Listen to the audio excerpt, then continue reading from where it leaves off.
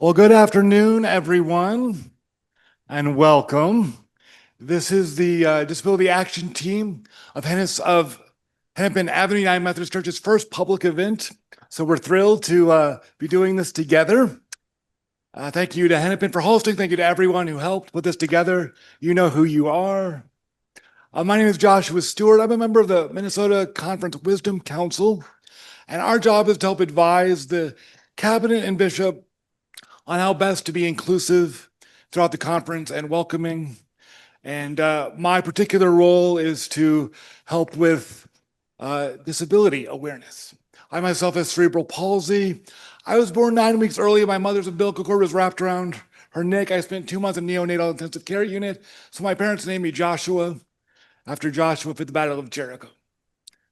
So I love these opportunities to be with people, to hear their stories, and to seek justice. And with that, a few details. As you came in, you may have noticed the bathrooms are out that left door where you came in. On the main level, same thing if you got off the elevator, bathrooms would be to your left. And down the hallway there a bit would be the best bathrooms for wheelchair access. They're on the main floor. And there are folks with name tags on that say ask me. So if you have questions, do ask them. And if you didn't get one on the way in, we have index cards and pens. Callie will be collecting questions both from our Zoom audience and from you here in the art gallery. So welcome if you're in person in the art gallery or if you are on Zoom.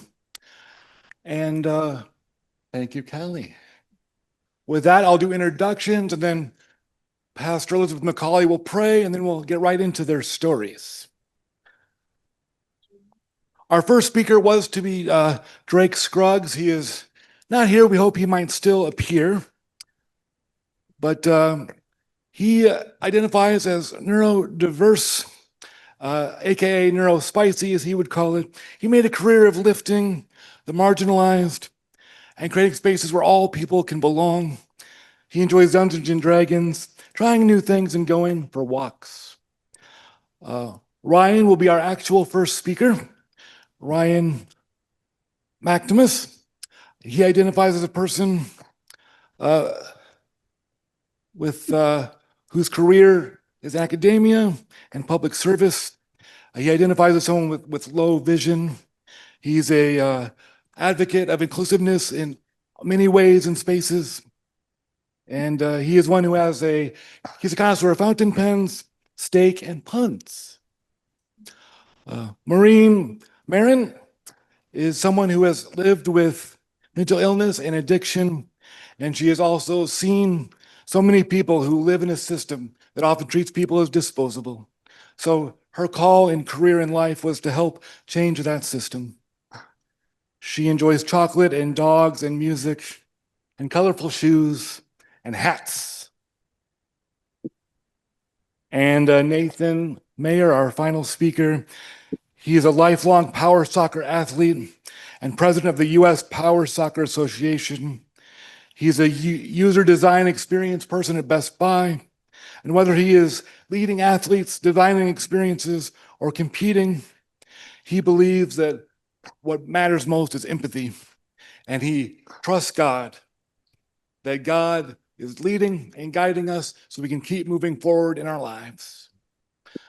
So with that, I invite Pastor McCauley to lead us in prayer. Thank you. I don't want to upstage the speaker. Welcome to Hennepin. We're so delighted that you are here and so moved by the Disability Action Team's work. So would you join me in prayer? Gracious God, you have created us each wonderfully made. Thank you for the ways we are called together to share the glory of our unique being and to lean into your vision for a world in which all are welcomed, always. We give you thanks for this time and each person here. Amen. Thank you, Pastor. And our first story will be from Ryan. Okay. First of all, thank you to DAT for inviting me for Hennepin for hosting the event, and for all those in attendance for their support and commitment to this important topic. I greatly appreciate your time. And so, with having the perhaps dubious honor of leading everyone, starting the discussion, what I wanted to mostly call attention to is that, first of all, I am a person with low vision, partial blindness. I guess my story in faith has been very personal in that I believe that I have been present and observed at least 3 miracles in my life. The first was my grandmother, who survived the same type of heart virus that is featured in the movie Beaches. She was told in 1988 at Christmas time that there was a 98% chance that she would not see the new year in 2 weeks.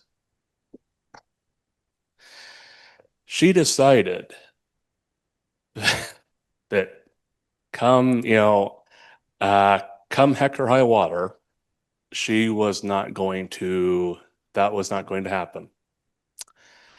And be it iron will or divine inspiration or both, she not only survived, but she lived another 20 years after that point. 10 years after the fact, there was no trace that the virus had been there at all.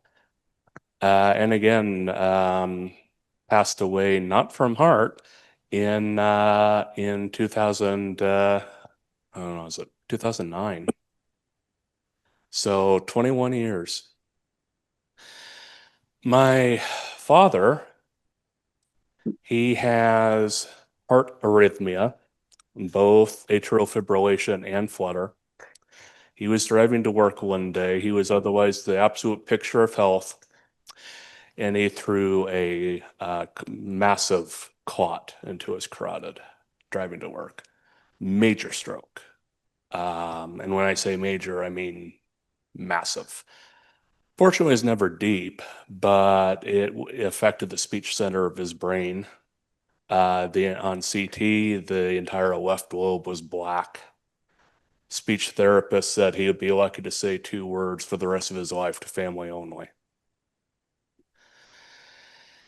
The only thing that kept him from returning to work after his recovery was the fact that he was unfortunately unable to retain thought long enough to write it. But he was reading and can still read scientific research articles. He has regained his speech.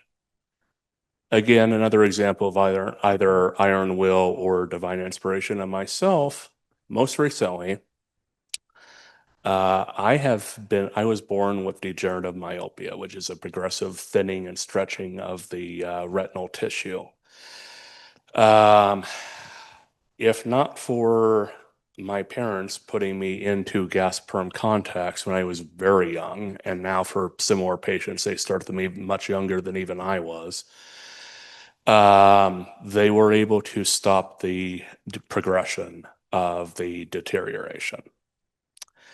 As I have aged, I've developed age-related macular degeneration and cataracts. In 2021, I enrolled in the adjustment to blindness training at Blindness Learning in New Dimensions, and consigned myself to the fact that eventually I would probably be blind. And I was okay with that. It is an equally rich life as not. I had cataract surgery a month ago.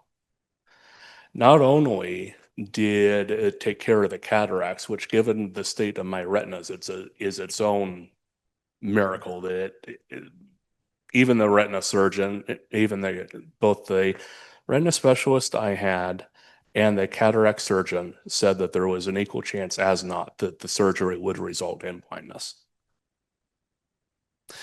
I was willing to move forward, knowing those odds. I accepted them. I, in fact, expected it, but I was prepared. Surgery was successful. The level of vision restoration was beyond anybody's expectation. Uncorrected before surgery, I was seeing at 2200. Uncorrected now, 2040.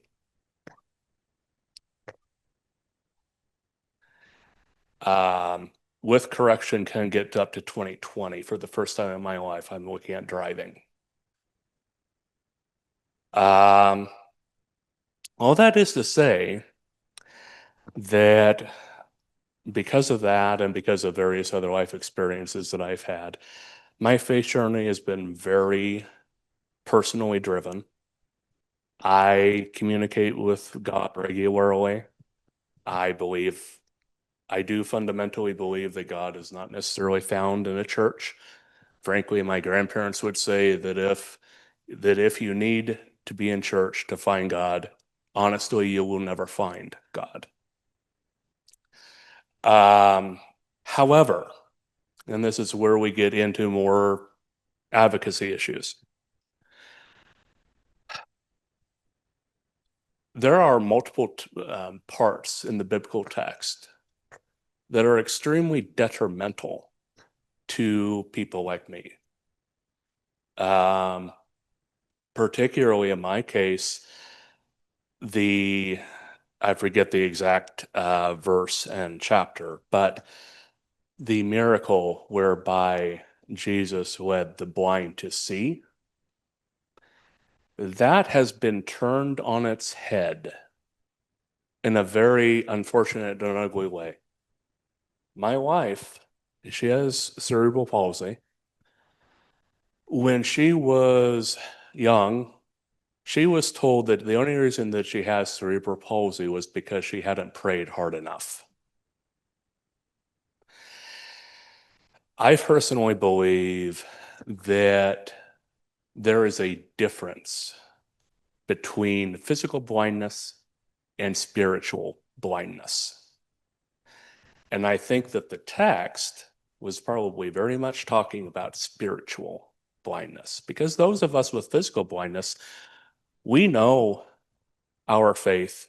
We know God perfectly well. We don't need to see him or her. We know him or her. So we need to advance our line of discussion beyond very simplistic literal interpretations of the text. Literal interpretation has been used as a sword amongst many people that a lot of us at Hennepin are proud to support and identify as. We say at Hennepin, everyone is welcome. And we are a unifying church with the LGBTQIA plus community. We are an anti-racist church. We have been at the forefront of social justice work in downtown Minneapolis for our entire history, and that is a wonderful thing. But I do wonder, is it welcoming if when those in attendance in wheelchairs at this event for people with disabilities, is it welcoming that their nearest bathroom is downstairs and then on the floor below us? We need to move to a place, and fortunately, because of DAT, because of the work of Nancy Gunderson, and because of the work of myself and many people here, we have advanced the cause of equal access to church. But much work needs to be done. And beyond that, much work also very much needs to be done in churches other than Hennepin. the you know,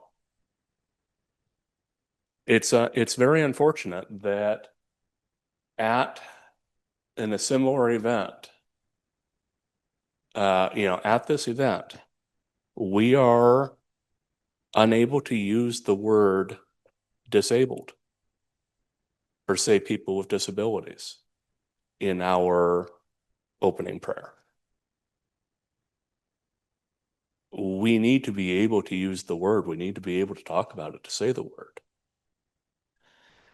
Because what happens when we don't is that the disabled community is one that accepts all. It accepts people who are multi-ethnic. It accepts people that are LGBTQIA. It accepts all type.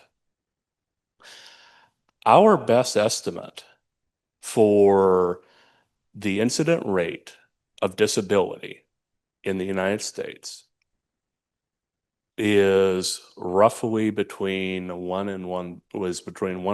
and 1/5 of the US population due to the wars, due to the aging population. That number, however, is based on the 2010 census.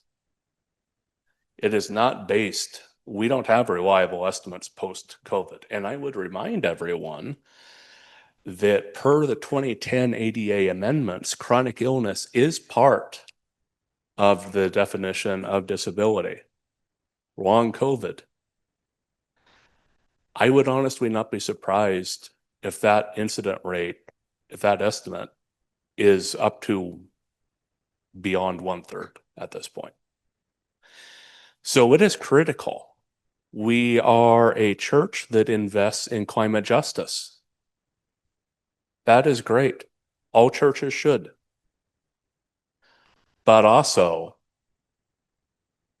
climate injustice will most squarely affect the marginalized community, including people with disability. I think it was in 2017, 2018, when I was at the U, a lot of my friends with chronic illness started having greatly intensified symptoms. I personally very much think that that was a harbinger of the effect of climate change on the disabled community. For people with chronic illness, they probably will experience heightened symptoms. And so while we are talking about what we want to do for climate justice, not having, as part of that discussion, the disabled community is a downfall. We have a bathroom that, speaking of racial justice, we have an accessible bathroom that is downstairs. What would be the response within the church, within the broader community, if we had a bathroom for BIPOC members that was a floor down? We would be up in arms, as we should be. Things need to improve. Things need to change. Now, what we're talking about is expensive. The universal design of churches is a critical conversation point. It is going to be expensive. We will be talking about retrofitting existing structures, and that is always costly. But I don't think it is a cost that we can continue to ignore as we have been when the incident rate of people with disabilities, particularly people with disabilities in our own congregations. Hennepin is an aging population. Disability will become an ever more present factor in this congregation and in others. It is critical that we have these conversations and we move to improve our accessibility. How am I doing for time?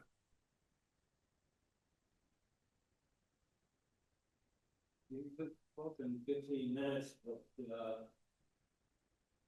85 more minutes. Yeah, that's fine.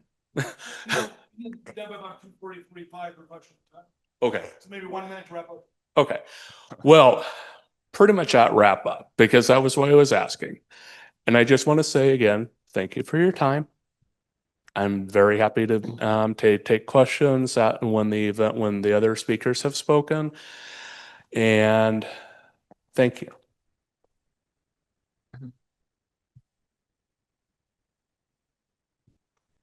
First of all, thank you for inviting me and thank you for coming. And then in the spirit of full disclosure, I am not Christian, although I grew up in a Catholic family and I went to Catholic grade school. And I was unceremoniously kicked out of Catholic school, and I was thrilled about that. I can sum up my experience with the Catholic Church pretty simply. It felt like it was all about punishment, fear, and confusion. I was confused about everything. I didn't understand this concept of original sin. And I was really confused about why at 6 and 7, I was chronically praying to somebody I didn't know for forgiveness. And so when I got kicked out, I felt freed of that. But the Catholic Church, that engagement really had an impact on me. And it was sort of seminal in a couple ways. One, it moved me away from organized religion. It moved me away from any doctrine that told me what I should think or feel. In addition, sort of the other way, it germinated my exploration of what is my beliefs, what is important to me. And that evolution, I hope, continues today. And what I came to the conclusion after a lot of years of thinking and changing my mind, and I think I've made up a concept, was that I have a secular religion based on a really simple concept called fairness. And I'm almost obsessed with that. And the faith part gets a little bit tricky. And I think it does for a lot of people. What are you supposed to believe in? Faith in what?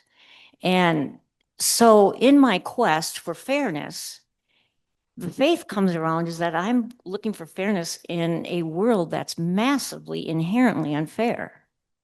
And so the faith part is that I can continue that quest despite living in a world that's full of ambiguity and it's amorphous and it's unfair and it's sometimes downright cruel.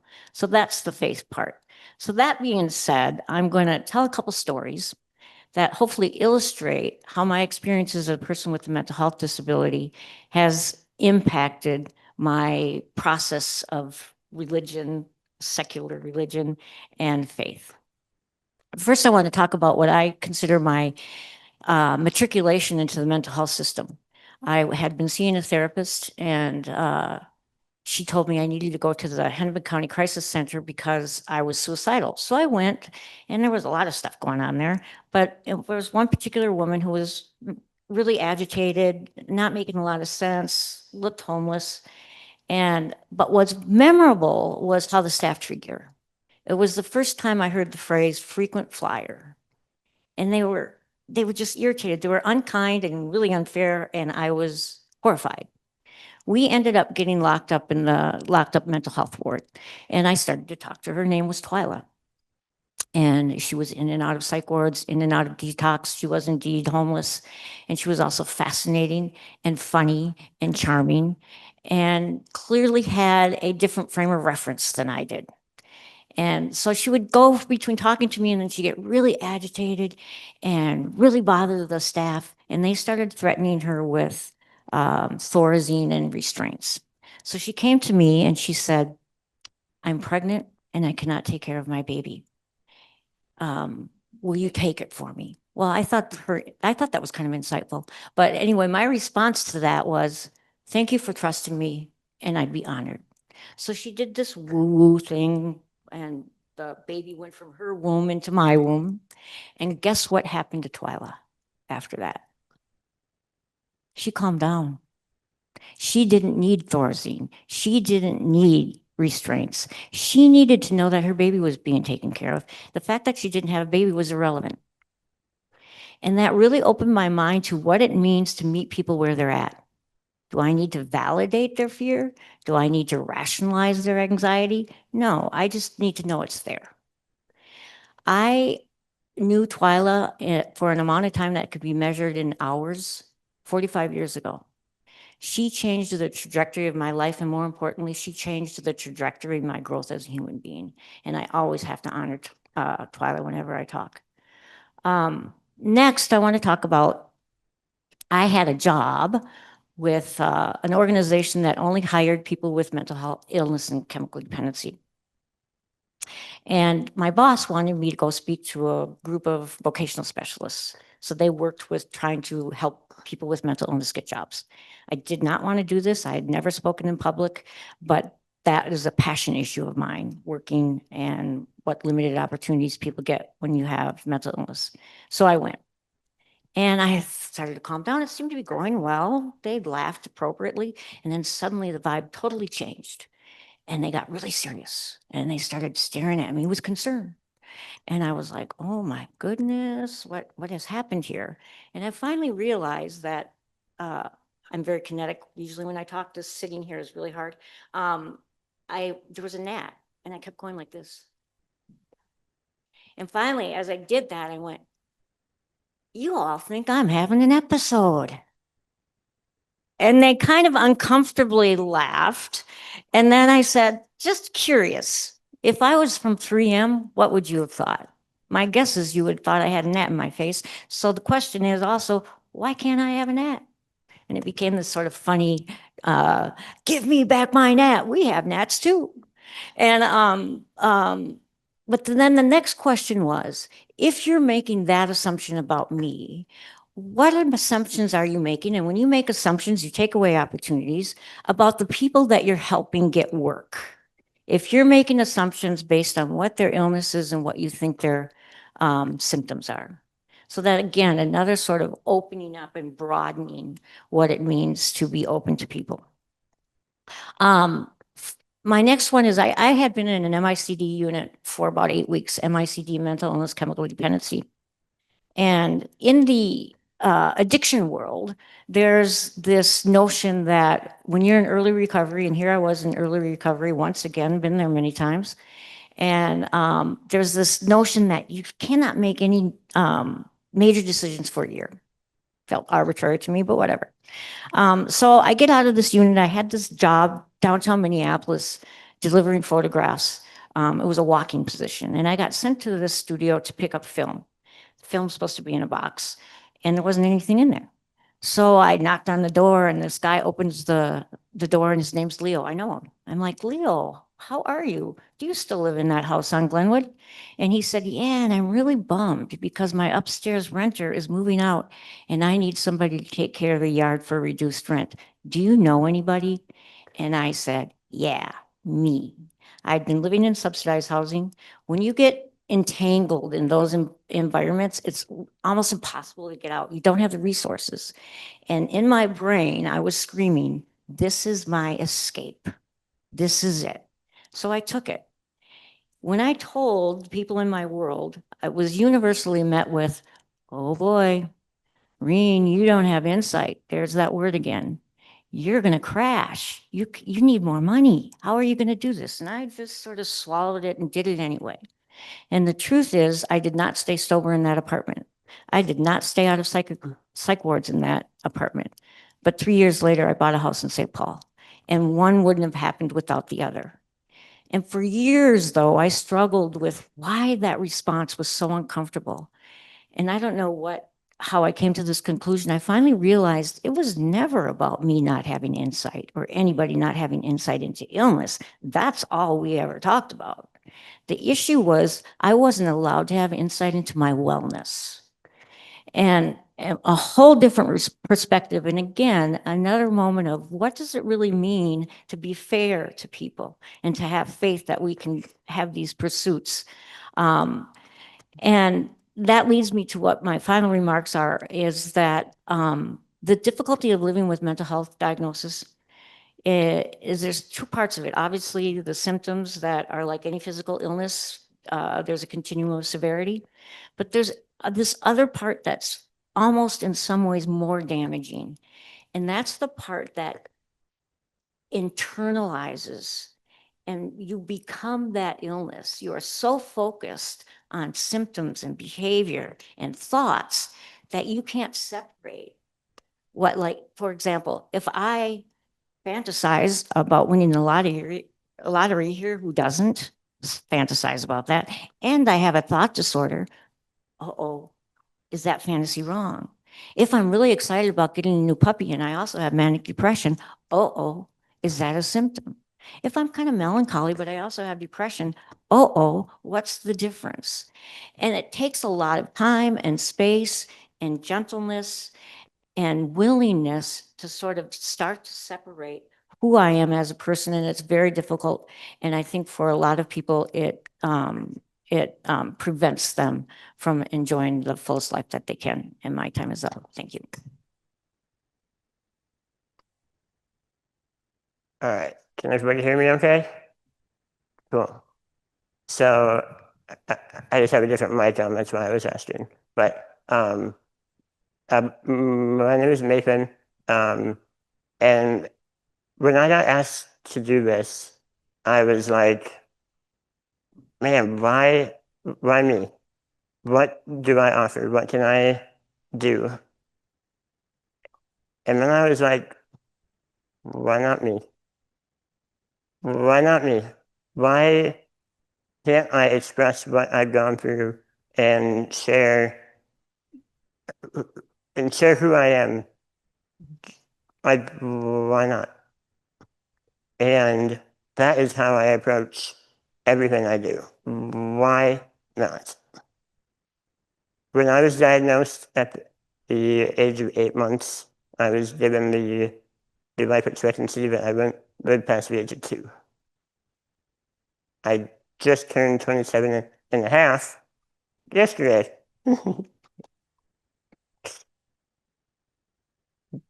That moment of what could have been devastation for my parents, who are in the audience today, they could have taken that and just lived out those remaining 18 months and given me the best life that they could have and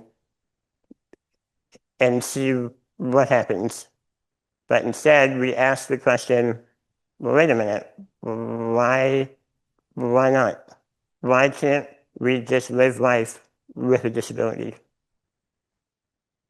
And that mentality has stuck with me in everything that I do, whether it's now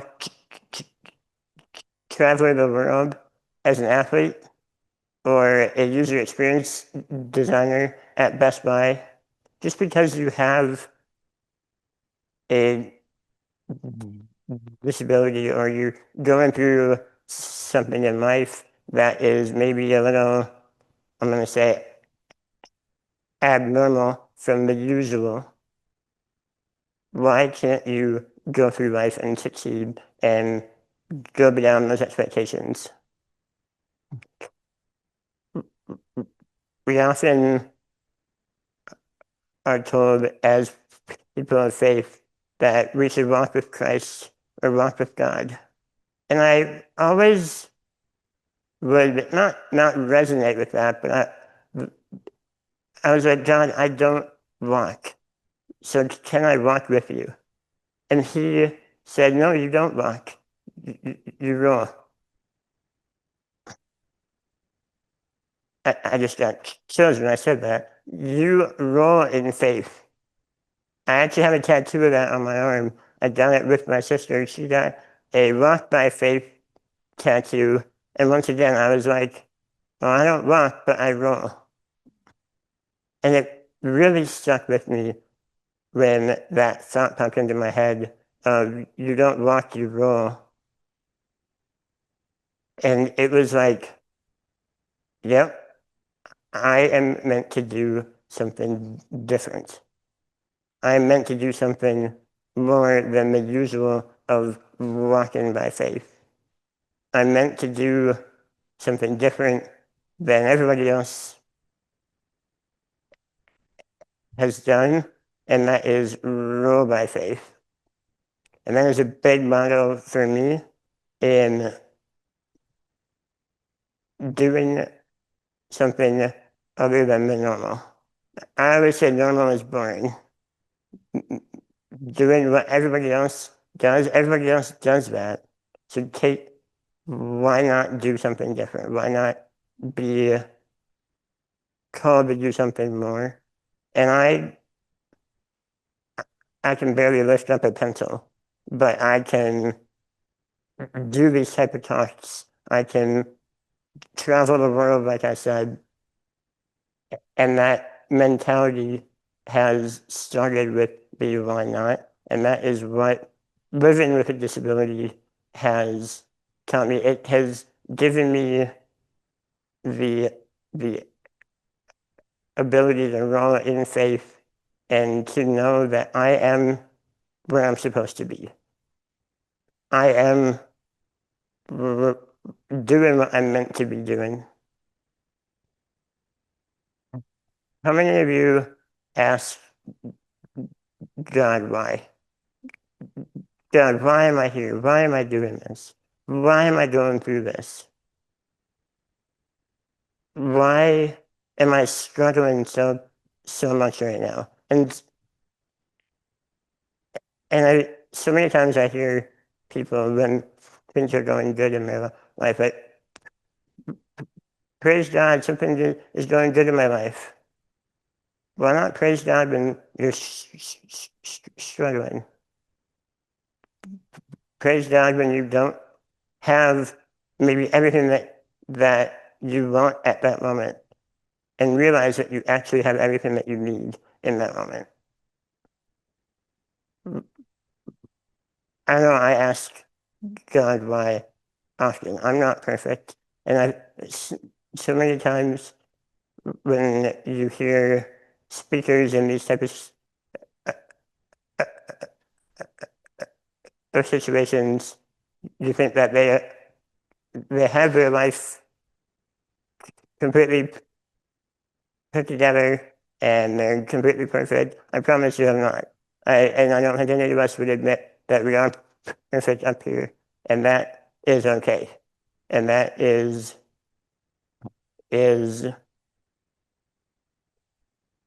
you are meant to be here. You're meant to be in the struggle sometimes. You are meant to go through things, and you are meant to have faith that it is all meant for something. It is all going to turn out okay, even though it might not be exactly what you want in that moment. You have to have faith that God has that vision for you. God is in charge, and it might not completely match what you're hoping for in that moment, but that is what faith has taught me, and it has come through over and over again with living with a disability.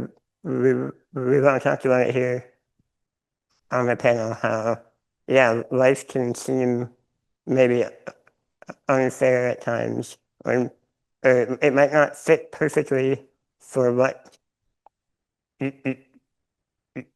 you're hoping for, but it's how you respond to that, and it's how you continue to take care of those around you, and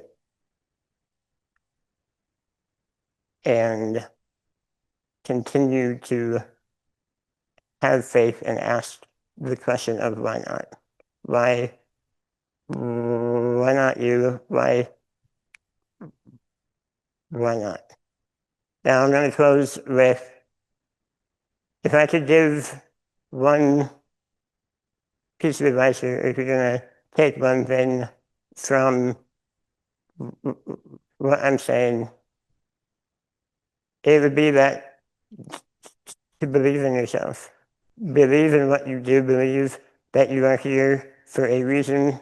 Believe that you are exactly doing what you're meant to be doing and to believe that you are okay and to have faith that you belong in this moment right here, right now. Thank you. Let's give our speakers a round of applause, shall we?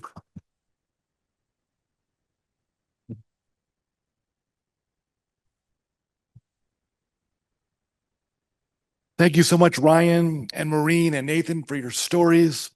I just received a note here that Drake had a gluten, he has a gluten allergy and he had a gluten incident yesterday, so he was very sorry they could not be with us today. So keep him in your thoughts and prayers. And I see that our conference director of racial equity and justice, Brittany Radford, is here. Thank you for being here, Brittany. She leads all of the affinity groups in the conference and was very helpful with the Disability Affinity Space launching its work last month. And now we have time for questions. The pens were not good. If you wanted to ask a question. I think they're. Okay, so this is a. If there's ever an event where, UDL, Universal Design is part of things. Sure. If there's ever a event where universal design of it and universal participation is welcome, even if it means doing things differently, it's here. It's now. If you would rather voice a question because it's important for your access to do so, please do. In that case, I'll stand up. Hold on.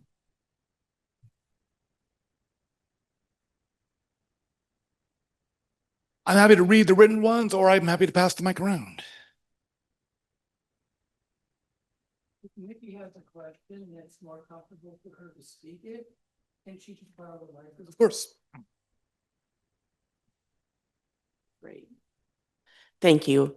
My question to each of each panelist is, what one thing would you like to see as a change in the church, whether it be something in the building or something as an attitude? And I know a lot of you have touched on it, but I guess what one accommodation would be most helpful to you?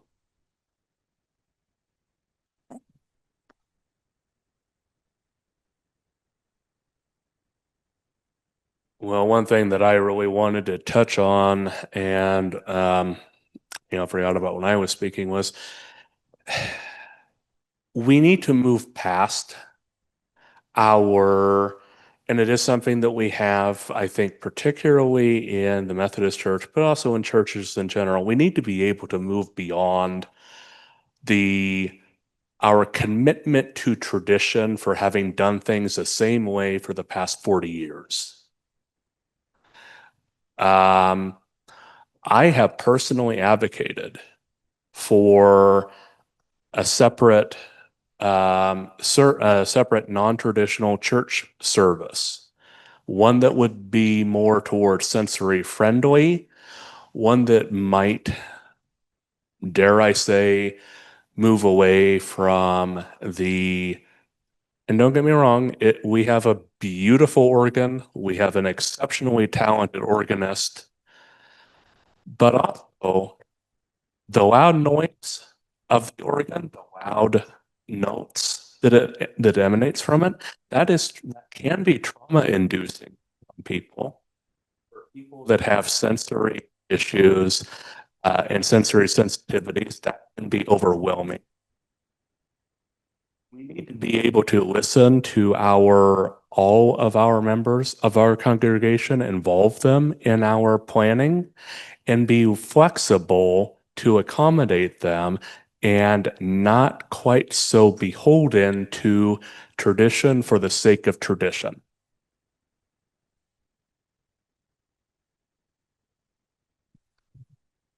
Well, just speaking around about mental health, I think what I would like to see is more consistency in the openness.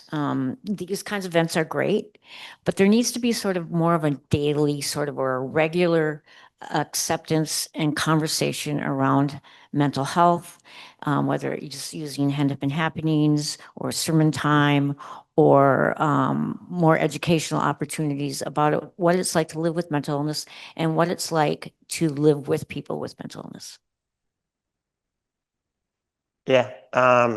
So I don't specifically go to this church, so I'm not going to touch on anything physical here. But I would just kind of reiterate what Ryan said of the mentality, just in general, honestly, not just disability related, but of the mindset. But that's what we've always done. That's how we always do things. That kind of goes back to my, well, why can't we do something different? Like, why not? So I would just kind of encapsulate that in being open-minded. I love these kind of events because I always feel welcome. I always like don't get the weird looks of why are you here kind of thing. So I would say just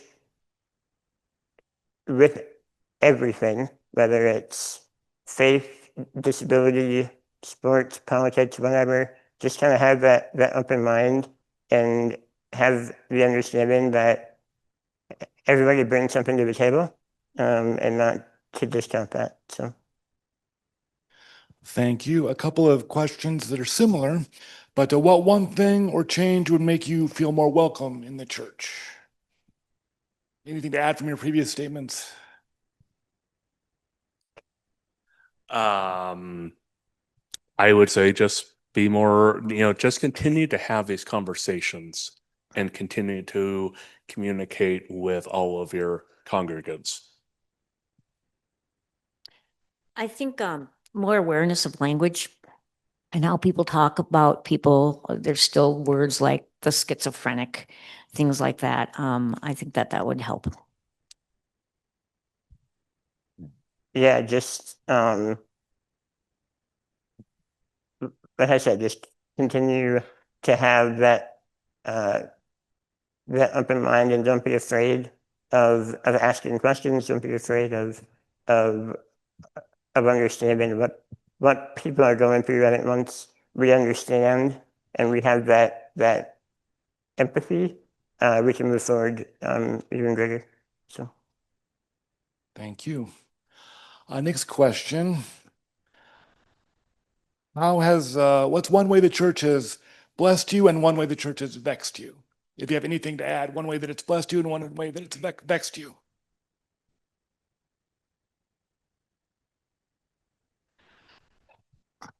I would say I feel that I have been blessed to find community at Hennepin and in our church, particularly in relation to the DAT. I have found many friends here, really very wonderful people.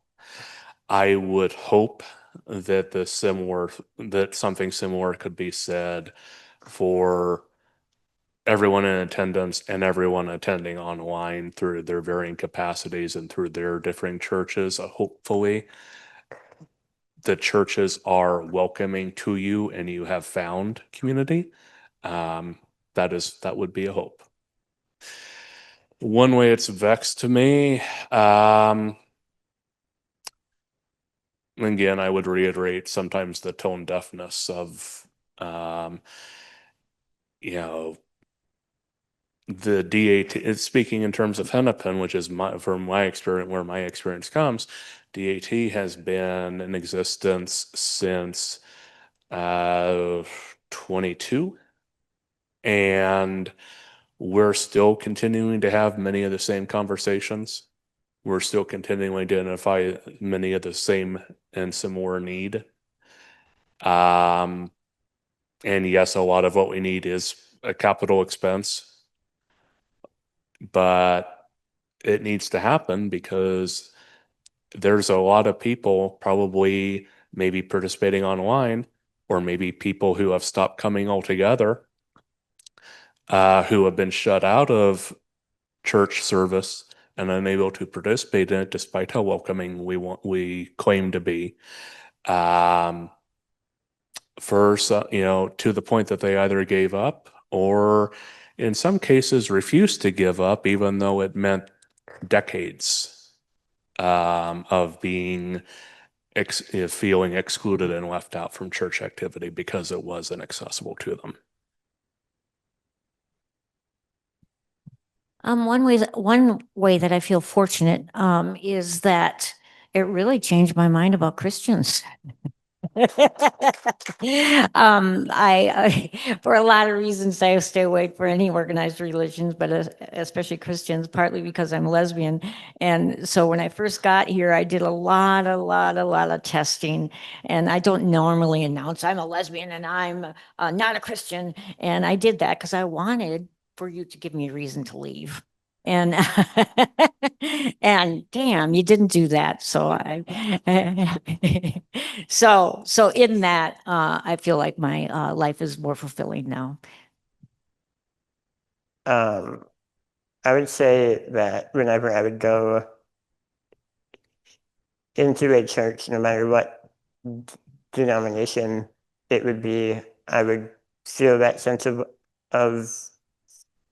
feeling welcomed, that people would not be like, I'm going to exclude you from activities. And I think, once again, that starts with a mindset of being open to everybody, being open to all types of people. And yeah, there are always going to be things that you can improve, whether it's a mindset or physical things. But I would say that the sense of love and openness is really big in the church, and I would say keep doing that, because whenever I go to church, I feel just at peace and at home, and I think that starts with just the vibe of the community. So. Thank you. This one's for Rini. Is there more you can share with us about what transpired between you're moving out of the halfway house and you're being able to buy a home?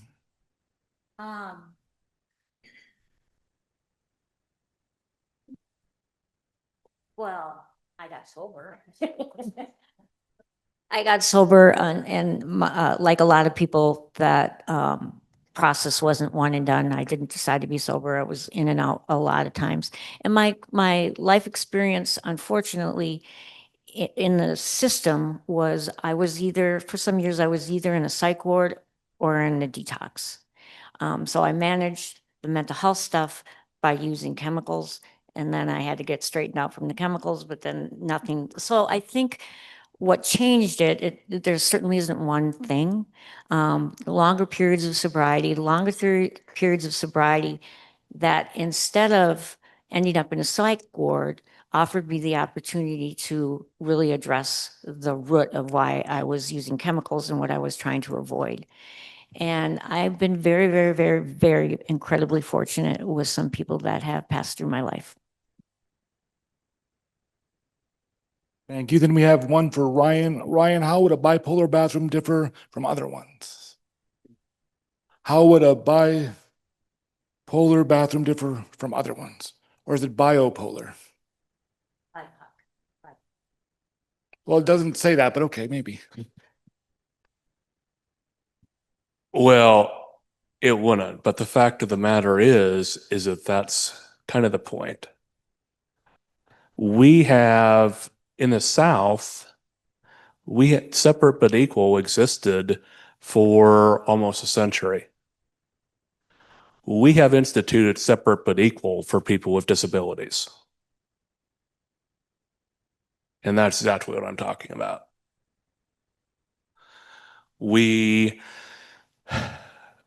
that was the question, is what would be the response if we had only one entrance in our buildings that people of color could walk through. In some instances, that is exactly what we have in our churches for people with disabilities. And that needs to change. Thank you. Sorry if I misread that question. For each of you again, what do you wish folks that are not disabled did not do when engaging you around sight, mental health, wheelchair accessibility? So what do you wish folks that are not disabled would not do?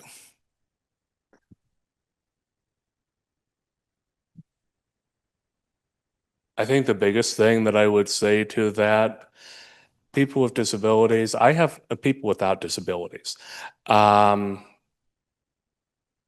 have a pretty high watermark for some of these issues because I've had my entire life around them. So is everyone else with disability, but it doesn't matter to me anymore. I kind of assume people are going to say what they're going to say. But church is sometimes triggering for a lot of people in the disabled community, precisely for one of the reasons that I've said. They've been told their entire lives, well, you can pray the disability away. If you pray hard enough, you'll be healed. The fact that you're not healed is because you are not one with God. That's pretty prevalent within the evangelical sect, very unfortunately, but I've seen it in other areas as well. And it comes from mostly just from ignorance and from frankly, a redonkulously simplistic, strict literal interpretation of the biblical text. And what I like to say a lot of times, or what I think a lot of times when people start reading liturgy to me in a way to use the Bible as a weapon against people that they do not like, I remind them of, particularly if the autumnal wind has kissed the football field in relatively recent memory, the first thing I remind them of is Leviticus 11:7. And I don't know how to fix that problem, but the world would be a lot better off if we did. Can you repeat the question? Yeah, what do you wish folks that are not disabled did not do when engaging you around these issues? Well, for me, my experience has been that sometimes when people find out that I've had mental illness, they become afraid of me, and so that's just sort of a lack. And the other thing that makes me really uncomfortable is when people say things like, "You don't look like you have that problem," and I think I don't even know how to respond, and it says a lot about what people think people that struggle look like and what they expect of them. So Well, I always get the opposite, like, wow, you look really disabled. And it's, I don't assume, I think there's a big piece is, don't assume that just because I'm in a chair, I'm not able to do something, or that I can't travel, or I can't be an athlete, because I can do all three of those things and more. So, and yeah, I've also gotten the, can I pray for you? And that's fine, that's great, that's awesome. And then it turns into like, please take the disability away. And I'm like, but why? Like, God made me this way and made me this way for a reason. I don't want to lose that. So, and I think people just assume that just as I have a disability, that my life must be so bad, and so that I can't do anything, and I would just say, just please don't assume that, because I can do a lot with my disability as well. So Thank you. Well, we are at 3:01. So I thank you all for joining us, whether you're on Zoom or in person. And if you're here and able to stay, do stay for some refreshment and conversation time. Thank you all for being here.